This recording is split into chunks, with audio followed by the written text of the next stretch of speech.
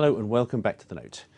Economics is known as the dismal science for good reason. A lot of books in the genre over the last year or two fall into a category I tend to call macho pessimism, counselling true despair for the long-term future.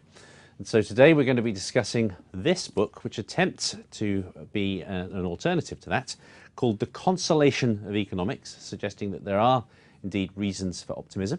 Its author these days is the Chief Economic Advisor to the Mayor of London. He's Gerard Lyons. Gerard, thanks for joining me once more.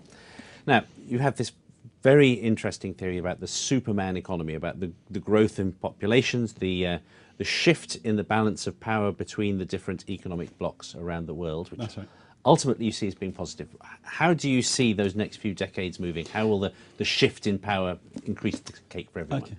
Well, the book highlights what I think are the four key drivers of the global economy. The shift in the balance of economic and financial power that makes the global economic cake bigger. The West needn't worry because of some of the other key drivers. Hard power, which is military spending, which still gives a lot of importance to the US. Soft power, which is the power of brands, the power of influence, which still does reside heavily in the West. And then the other key change is how policy institutions and policy issues are changing. So basically economic and financial power, hard power, soft power, and global policy institutions. Okay, and these are all reasons why the growth of not just China, but you're suggesting in due course India and sub-Saharan Africa is something to be welcomed. Well, yeah. Well, basically, I highlight the downside challenges and the risks facing the global economy, in particular some of the challenges in the very near term as we get out of the crisis in the West. But the bottom line is that I think the global economic cake is going to get a lot bigger for the world economy over the next couple of decades. And on top of that, the emerging economies, for them, the trend is up, but there should be, and we should expect, setbacks along the way. And for the West will see its slice of the cake be smaller. In relative terms, the West may be less important in 20 years than it is now. But in absolute terms, the West will still be doing okay. Okay, so I guess you could make the argument that Britain is much less powerful than it was, but people here are better off than they were a few decades ago. Absolutely. Most people here would take that trade-off. Yes. Now, one argument, though, that you could make against that is how do we get from here to there? In the next few decades, you have this issue of aging. You're going to have very great demographic pressures on pension plans. You've got problems of whether the remaining working force populations in some of the developed economies are going to be able to look after their aged. How do we get from here to there? Well, I do discuss all these issues, and you're right, there are some big challenges. In terms of the economic and financial drivers, there's a whole combination of factors at play. But you've asked about population growth. Yeah, population growth is one of the key aspects.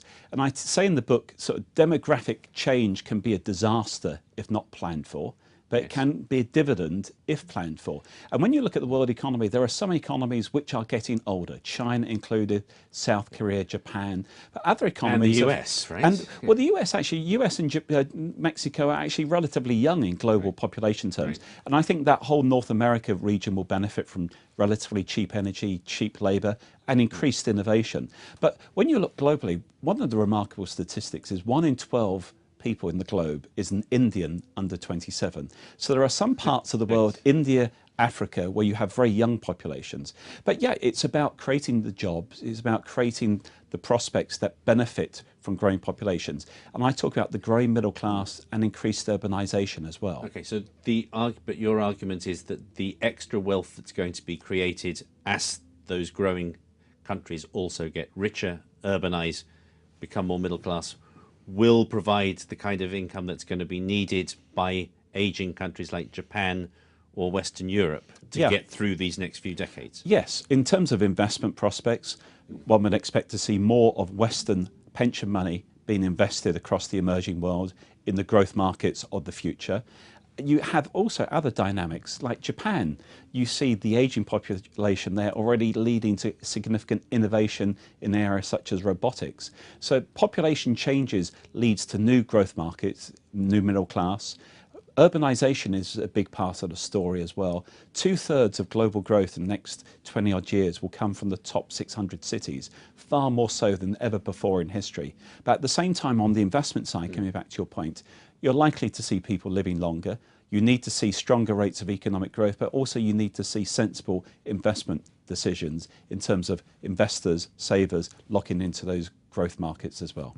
Okay, Gerard, thank you very much for now. Thank you. That concludes the first part of our discussion. Next time we're going to be talking about the reaction to the financial crisis, whether we've really fixed the problems with our financial system. Join us back then.